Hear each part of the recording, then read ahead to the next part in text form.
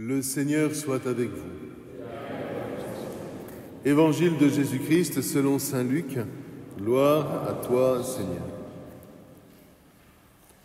En ce temps-là, Jésus disait à ses disciples : « Je suis venu apporter un feu sur la terre, et comme je voudrais qu'il soit déjà allumé. » C'est d'une immersion dont j'ai à être immergé, et quelle est mon impatience jusqu'à ce qu'elle soit accomplie.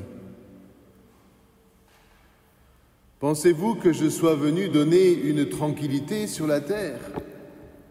Non, je vous le dis, mais un départage.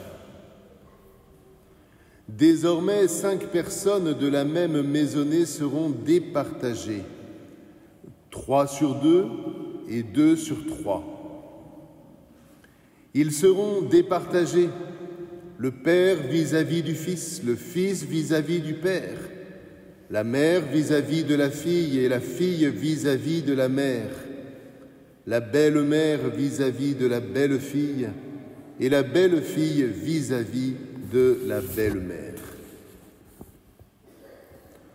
Acclamons la parole de Dieu. Louange à toi.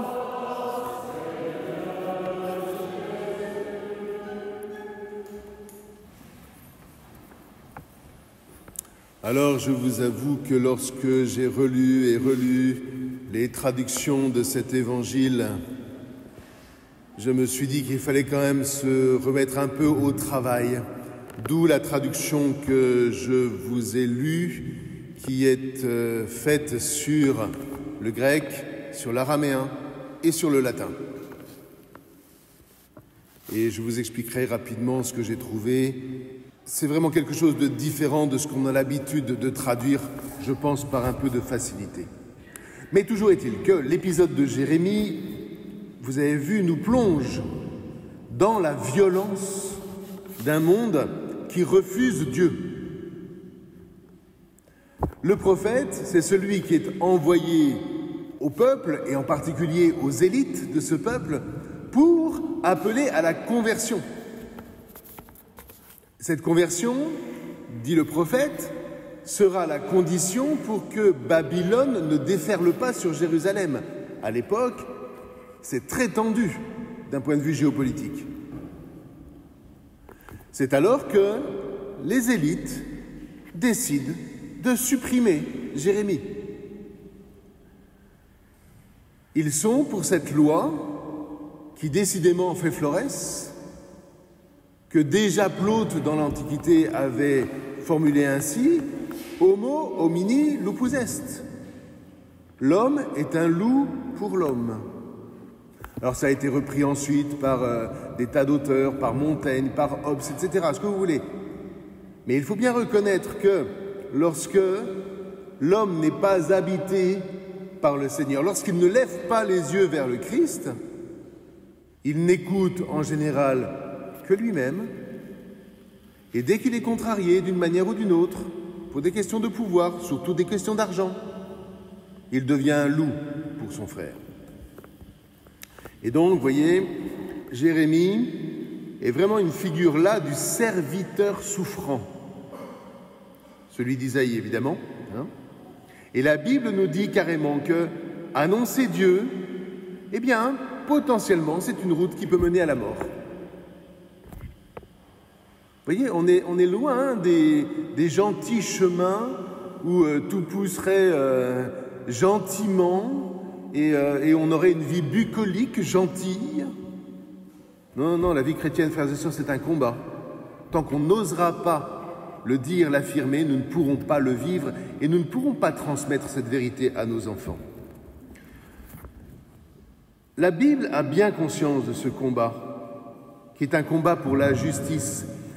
Mais elle sait aussi que sans le Seigneur, personne n'est capable de mener ce combat, qui est le combat de l'amour. C'est pour ça que nous avons entendu ce psaume nous dire « Seigneur, viens à mon aide, ne tarde pas. Je suis pauvre et malheureux, mais je sais que le Seigneur pense à moi. »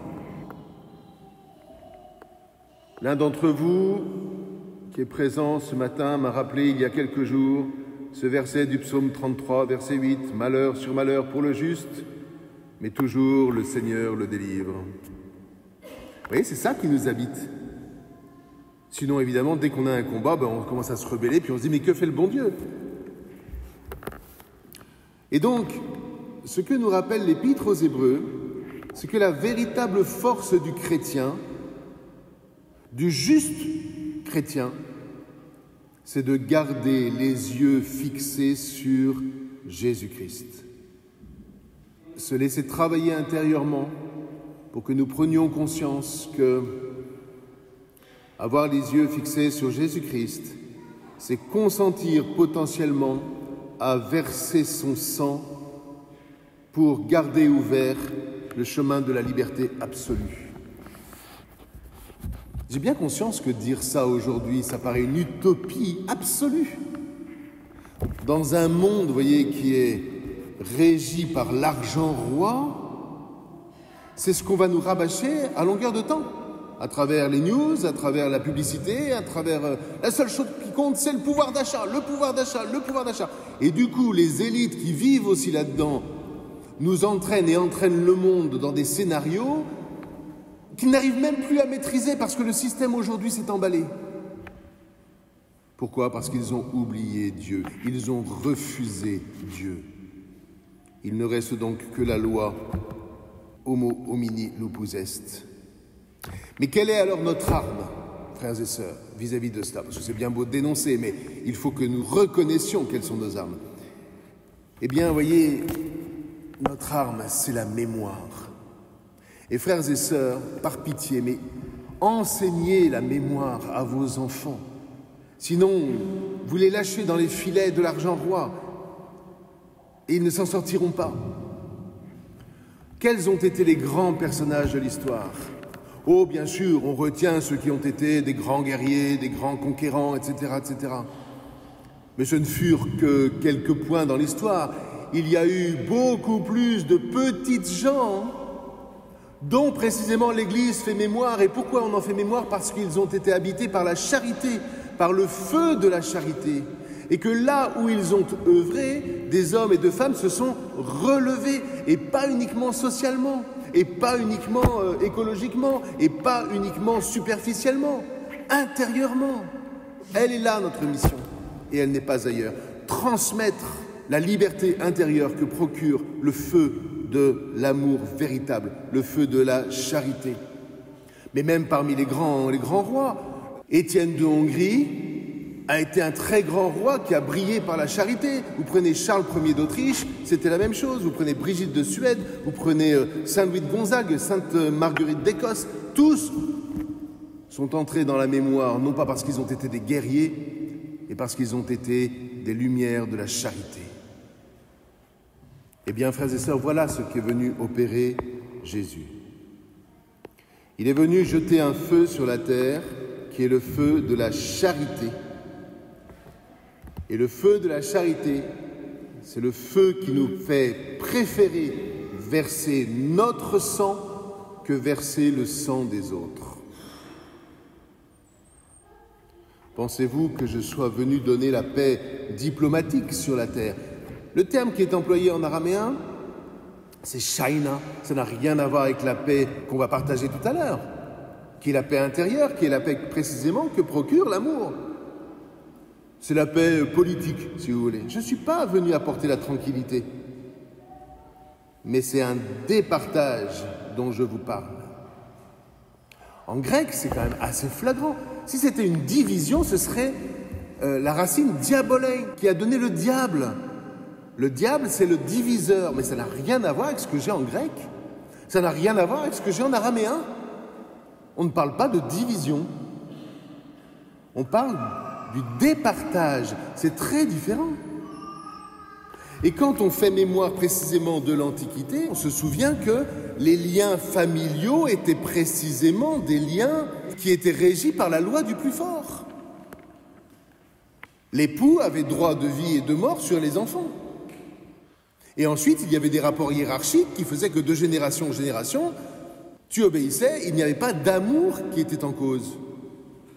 Or, ce que le Christ vient apporter, c'est précisément de revisiter d'abord nos familles, d'abord nos maisonnées, d'abord nos communautés ecclésiales. Pour que, gardant tous les yeux fixés sur le Christ Jésus, eh bien, dans une famille de 5, où il y en a 2 et 3, etc., où il y a le Père, le Fils, etc., ce qui régisse les rapports intrafamiliaux, ce soit vraiment le fait que chacun regarde le Christ, que chacun ait les yeux fixés sur le Christ. Et alors, lorsque j'ai envie de claquer ma belle-mère, parce que j'aime le Christ, parce que le Christ vit en moi, je renonce à la claquer. Quand la belle-mère a envie de claquer la belle-fille, parce qu'elle garde les yeux fixés sur Jésus-Christ, elle renonce à claquer la belle-fille.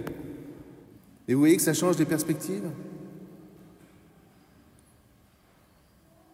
Et je voudrais terminer là-dessus. L'Eucharistie, c'est quoi? L'Eucharistie, c'est nous fixons d'abord les yeux sur Jésus. Et ensuite, nous prenons notre place dans la maisonnée, dans le monde. Nous prenons part à des engagements pour ceci, pour cela, etc. Oui, mais d'abord, ce qui marque l'Église, qui définitivement n'est pas une ONG, ce qui marque l'Église, c'est la contemplation du Christ, pour que ensuite nous soyons dans le monde des ferments de charité. Là, d'accord. Et ça, c'est dur. Et là, nous avons besoin d'être immergés dans le feu du baptême pour pouvoir, ensemble, tenir véritablement notre mission dans le monde au nom du Christ. Donc, nous allons venir communier. Ayons conscience que cette communion, ça n'est décidément pas une pilule spirituelle que je viens recevoir. Je viens communier parce que, Seigneur, ce feu de l'amour, je veux vraiment qu'il immerge ma vie.